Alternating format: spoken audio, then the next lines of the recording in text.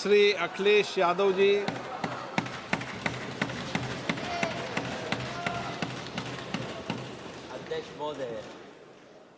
अध्यक्ष महोदय, मैं आपका धन्यवाद देना चाहता हूं कि इस महत्वपूर्ण विषय पे मुझे बोलने का मौका दे रहे हैं। मैं अपने साथी माननीय सदस्य गौरव गोगोई जी के से सहमत हूं। बहुत सारे महत्वपूर्ण उन्होंने बिंदु उठाए और अध्यक्ष महोदय,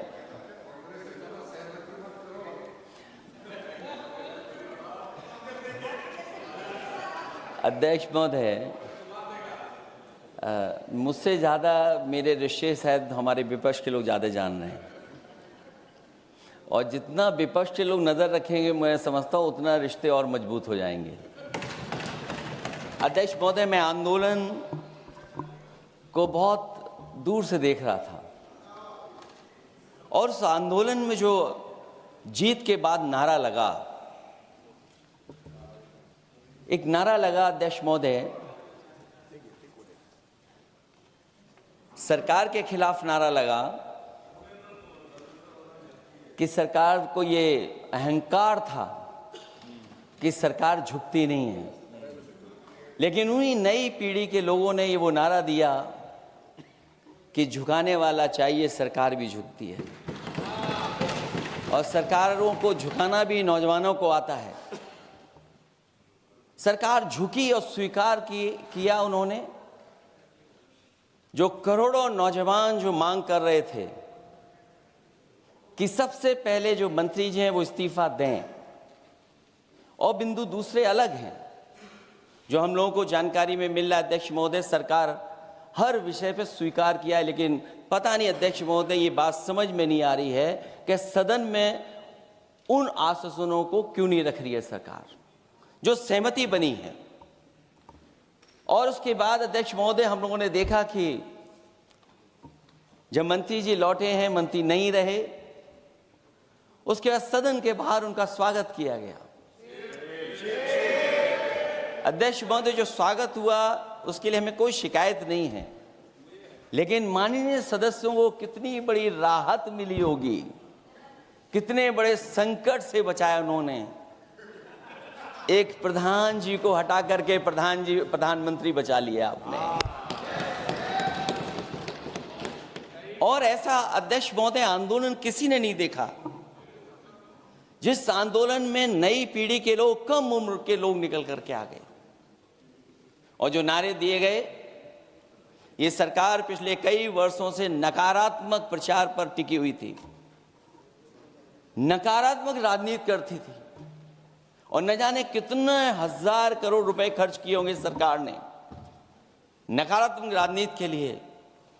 लेकिन नई पीढ़ी को मैं बधाई देना चाहता हूं, उनके मनोबल को और उनकी एकता को, और जिस तरीके से उन्होंने प्रचार किया, अंततः सरकार को झुकना पड़ गया।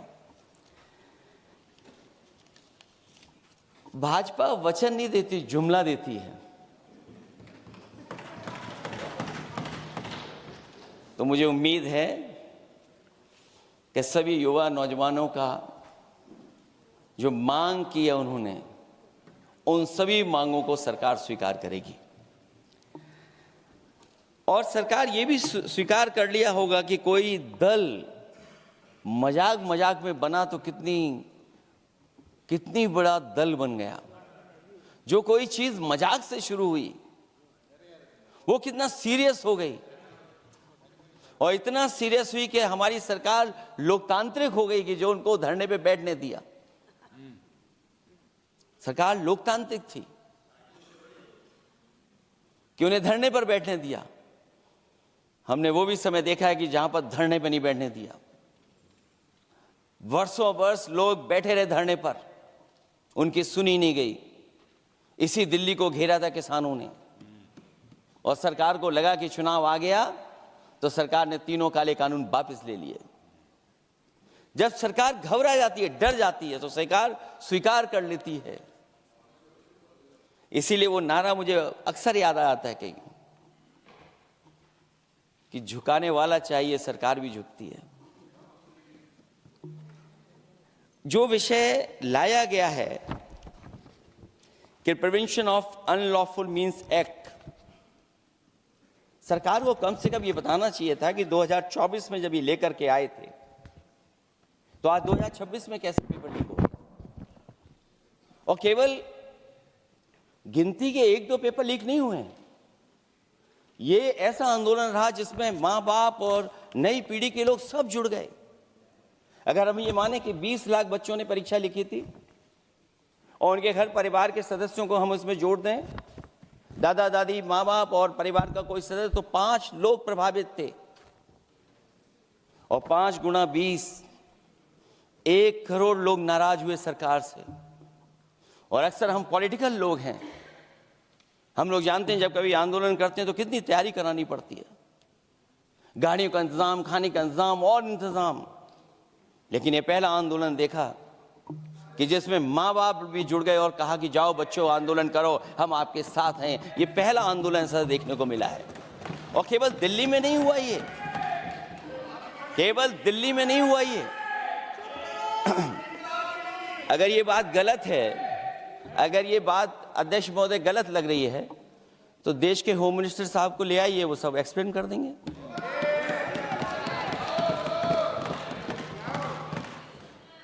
पहला आंदोलन जिसमें माँ बाप ने साथ दिया, क्योंकि परीक्षा से कितना दुखी हैं लोग। ये जो परीक्षाएं लीक हुई हैं, कई महीनों पहले ये किताब बना दी थी। और अध्यक्ष महोदय, जो लोग चढ़ावा चोरी नहीं बचा पाए, वो पेपर लीक कैसे बचा पाएंगे? जो भगवान के दरबार से दान गायब हो गया, दान चला गया, वो लोग पेपर लीक बचाएंगे? किस कानून को, जो कानून पहले बनाया उसी कानून का संशोधन करके लेकर आए? किसकी आंखों में आप धूल झोंक रहे हैं? और अगर कानून से बच रहा होता तो भाजपा की 10 साल की सरकार में 20 परीक्षाएं कैसे लीक हो गई? 20 परीक्षाएं लीक हुई अध्यक्ष महोदय, जिसमें कोर्ट तक जाना पड़ा, उसके बाद परीक्षा रद्द हुई है। दरोगा भर्ती का पेपर लीक हो गया, जूनियर इंजीनियरिंग के भर्ती का पेपर लीक हो गया, ग्राम विकास पंचायत अधिकारी का पर्चा लीक हो गया, नलकूप चालक भर्ती का, यूपी टीईटी का परीक्षा लीक हुआ। और एक बार नहीं हुआ, 3 बार पेपर लीक हुआ यूपी टेट का। हाई स्कूल बोर्ड का परीक्षा लीक कर दिया, इंटरमीडिएट की बोर्ड की परीक्षा लीक हुई, इंटरमीडिएट का फिर परीक्षा का लीक हुआ, कई बार हुई। सिपाही भर्ती लीक हुई। आप सोचिए कितनी परीक्षाएं लीक हुई हैं। और नीट परीक्षा कोई पहली बार लीक नहीं हुई, दोबारा लीक हो गई, कानून बनने के बाद लीक हुई। सहायक प्रोफेसर भर्ती लीक है, लेखपाल भर्ती लीक हुई। यूपी जैसे स्टेट, जो सबसे बड़ा स्टेट है, जहां से प्रधानमंत्री चुन करके आते हो, वहां तक पेपर लीक हो जा रहा है। और जो संस्था परीक्षा एग्जामिनेशन करा रही है, वो एनटीए में भी आउटसोर्स कर दिया आपने। हम विपक्ष के लोगों को तो डर ये लगता है अध्यक्ष महोदय, कहीं ऐसा ना हो कि ये पूरी सरकार को आउटसोर्स कर दें। आउटसोर्स सरकार है, जो सबसे विश्वसनीय संस्था है, उसमें आउटसोर्स पे आपने कर्मचारी को रखा हुआ है। किस बात की जवाबदेही है? यही अकाउंटेबिलिटी है आपकी? कहीं अकाउंटेबिलिटी ये तो नहीं है, आप अकाउंटेबिलिटी को ये कहीं समझ बैठे हों कि अकाउंट को भर दे वो एबिलिटी वाला ही हमें चाहिए। कहीं वो अकाउंटेबिलिटी तो नहीं है। आप बताइए, एनटीए को आउटसोर्स किया हुआ है आपने। जिस संस्था की जिम्मेदारी है महत्वपूर्ण परीक्षा कराने की, उसमें सब आउटसोर्स। और ये सच कहा कि कांग्रेस पार्टी के हमारे सदस्य ने मांग की है कि वो हम लोगों को पता होना चाहिए आखिरकार कौन लोग थे जो आउटसोर्स होकर के बैठ करके परीक्षा में इस तरह की घोटाला कर रहे थे। आखिरकार जवाबदेही क्या है, किसकी थी? और फिर केवल नीट की परीक्षा की बात करें और परीक्षाओं की बात करें, अगर हम अध्यक्ष महोदय, जब से सरकार बनी है तब से सरकार की कोशिश रही है कि शिक्षा, परीक्षा और यूनिवर्सिटी का ताना बाना पूरा ध्वस्त हो जाए, उसको एक रंगी बना दें हम, उसमें अंडरग्राउंड अनरजिस्टर्ड लोग शामिल हो जाएं। ये पिछले जब से भारतीय जनता पार्टी की सरकार आई है तब से हो रहा है। और फिर शुरुआत कहां से होती है? क्योंकि आप नहीं चाहते कि देश के गरीब लोग पढ़ें लिखें आगे बढ़ें। सरकार ने सबसे पहले हमला किया प्राइमरी स्कूल पर, और प्राइमरी स्कूल कितने बंद किए हैं आपने? जहां से बच्चे की शिक्षा की यात्रा शुरू होती है। एक गरीब परिवार का बेटा, बच्चे कहां से पढ़ करके निकलते हैं? सबसे पहले प्राथमिक शिक्षा सरकारी स्कूलों से पढ़ करके निकलते हैं। हमारे बहुत सारे माननीय सदस्य होंगे, वो उन्हीं प्राथमिक विद्यालयों से पढ़ करके आज इस सदन तक पहुंचे होंगे। आपने सबसे पहले स्कूलों पे हमला किया, और प्राइमरी से लेकर के नौकरी तक पे आपने हमला किया है। युवाओं के भविष्य पर आपने चोट पहुंचाने का काम किया है। और जो प्राइमरी स्कूल जो आपने बंद किए हैं, वो इसीलिए बंद किए हैं आपने कि पिछड़े, दलित और गरीब के वर्ग के परिवारों के बच्चे पढ़ लिख न जाएं। क्योंकि आज भी अगर हम देखते हैं प्राइमरी स्कूल में कौन पढ़ने जा रहा है? सबसे समाज के गरीब परिवार के बच्चे पढ़ करने जा रहे हैं। सबसे पहला हमला आपने वही किया, और इसीलिए किया क्योंकि नींव पर ही अगर हमला होगा तो ये आगे नहीं बढ़ पाएंगे। जो आंकड़े सरकार के बताए गए हैं, 1 लाख से ज्यादा सरकारी प्राइमरी स्कूल बंद कर दिए सरकार ने। और अगर ये बात गलत है तो हमें उम्मीद है सरकार इस पर भी जवाब देगी। और अगर हम आंकड़े निकालें तो जो आंकड़े दिखाई दे रहे हैं, यूपी में सबसे ज्यादा प्राइमरी स्कूल बंद हुए हैं। और ये सरकार के आंकड़े हैं कि 7 लाख से ऊपर विद्यालय थे जो अब 6 लाख रह गए हैं। और यूपी में तो सबसे ज्यादा बंद हुए हैं। उत्तर प्रदेश में 26,386 सरकारी प्राइमरी स्कूल बंद कर दिए सरकार ने। और केवल प्राइमरी स्कूल बंद नहीं किए हैं, नौकरी पे भी हमला किया है। 69,000 शिक्षक भर्ती को लेकर के बड़े पैमाने पर घोटाला किया गया। और घोटाला इतना बड़ा है कि वो सभी कोर्टों में गए हैं और पिछले कई वर्षों से आंदोलन कर रहे हैं। कोई स्थान नहीं बचा अध्यक्ष महोदय जहां पर वो शिक्षक भर्ती के लोग न गए हों। मंत्रियों के यहाँ गए, आंदोलन किया है, हाई कोर्ट गए, सुप्रीम कोर्ट गए। लेकिन देखिए सरकार भी कमाल की है कि सरकार उनको नौकरी नहीं देना चाहती। और इसलिए नौकरी नहीं देना चाहती है क्योंकि उन्हें भर्ती गलत की है। और भर्ती में जिन लोगों का अधिकार छीना है वो सबसे ज्यादा पिछड़े और दलित परिवार के बेटे, जिनका अधिकार इस सरकार ने छीना है। और ये अगर बात नहीं ठीक है तो हमें उम्मीद है कि सरकार इसका भी जवाब देगी। माध्यमिक स्कूलों को भी बंद किया जा रहा है और बड़े पैमाने पे स्कूल बंद हुए हैं। और जो बोर्ड की परीक्षाएं लीक हुई हैं, पूरे देश में बड़े पैमाने पर बोर्ड परीक्षाओं के पेपर लीक किए गए हैं। अध्यक्ष महोदय, हम जानना चाहते हैं कि आखिरकार 10वीं और 12वीं के पेपर लीक क्यों हो रहे हैं? 10वीं और 12वीं के पेपर लीक क्यों हो रहे हैं? इसके लिए अगर कोई सरकार के पास जवाब हो तो बताएं।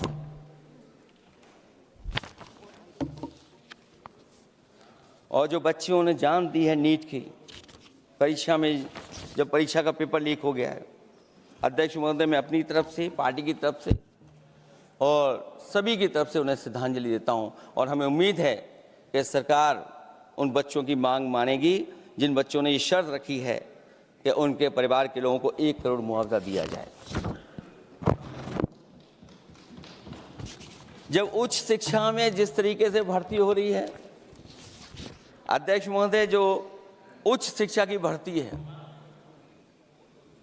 उसमें जो अपॉइंटमेंट हो रहे हैं उनके बारे में तो क्या चर्चा करें कि जब संस्था पे सबसे ऊपर बैठा व्यक्ति ही अन्याय करेगा तो पूरी संस्था में अन्याय होगा।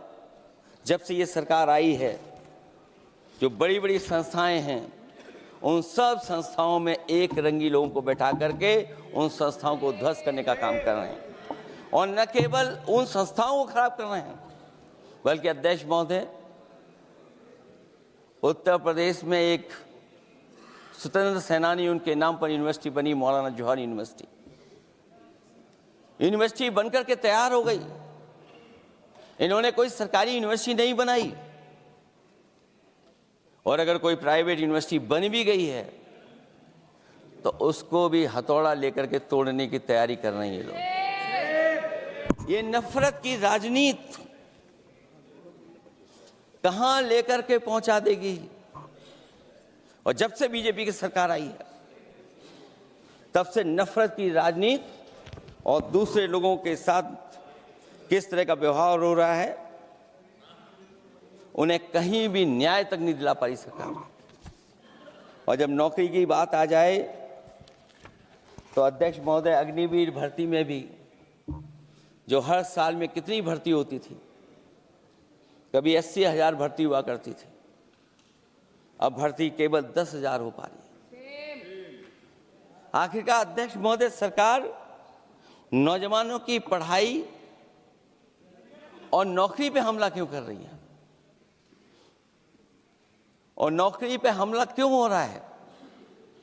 जब आप ये कहते हैं कि हमारे नौजवान हमारी डेमोग्राफिक डिविडेंड बन करके आए हैं, कहीं यही नौजवान हमारी आपदा न बन जाए, इसके बारे में भी सरकार को सोचना चाहिए। और मैं ये जरूर कहना चाहता हूं कि अध्यक्ष महोदय, अगर शिक्षा अच्छी होगी, परीक्षा सच्ची होगी, तो तरक्की भी पक्की होगी। और ये तरक्की नहीं चाहते हैं, इसीलिए शिक्षा पर और परीक्षा पर हमला कर रहे हैं। मैं इन्हीं शब्दों के साथ अध्यक्ष महोदय आपका धन्यवाद देता हूं।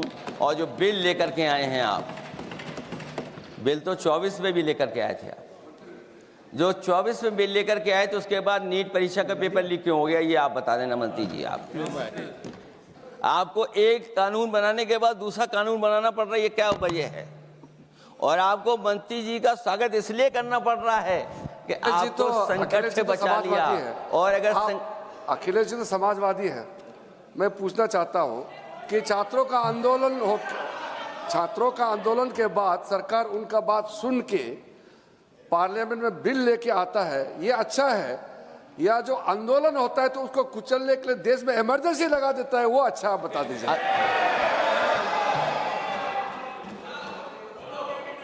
अध्यक्ष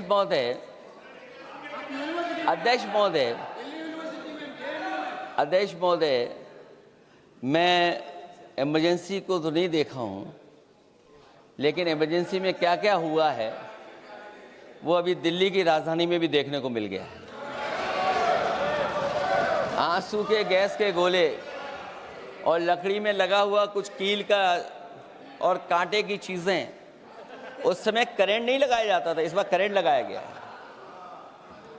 तो ये इमरजेंसी के बराबर ही हुआ है हमला,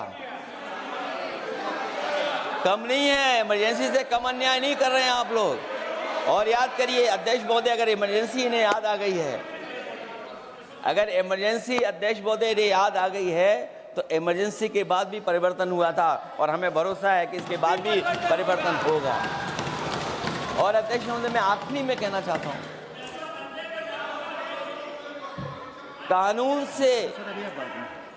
से नहीं, नियत साफ होगी तब नीट का परीक्षा साफ होगी। सवाल कानून का नहीं है, आपकी नियत साफ नहीं है। और जिस समय आपकी नियत साफ होगी तो परीक्षा भी साफ हो जाएगी। और हमारे साथी जो कुछ और बातें उठा रहे हैं, आज मौका नहीं है लेकिन आपको भगवान भी माफ नहीं करेंगे, क्योंकि आप चढ़ावा चोरी में शामिल हुए हैं। और चढ़ावा ही नहीं, जो गुप्त दान था वो भी चोरी हुआ है, गुप्त दान। और ये पाप की श्रेणी में नहीं आता है, महापाप की श्रेणी में आता है। Akhilesh ji bill pay. और अध्यक्ष महोदय, आखिरी में मैं इतना ही कहना चाहता हूं, शिक्षा की रक्षा के लिए जो आंदोलन हुआ है वो हमेशा आंदोलन जीतेंगे। बहुत बहुत धन्यवाद, बहुत बहुत आभार प्रकट करता हूं आपका।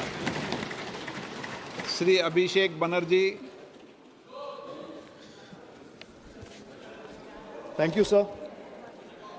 I rise here today to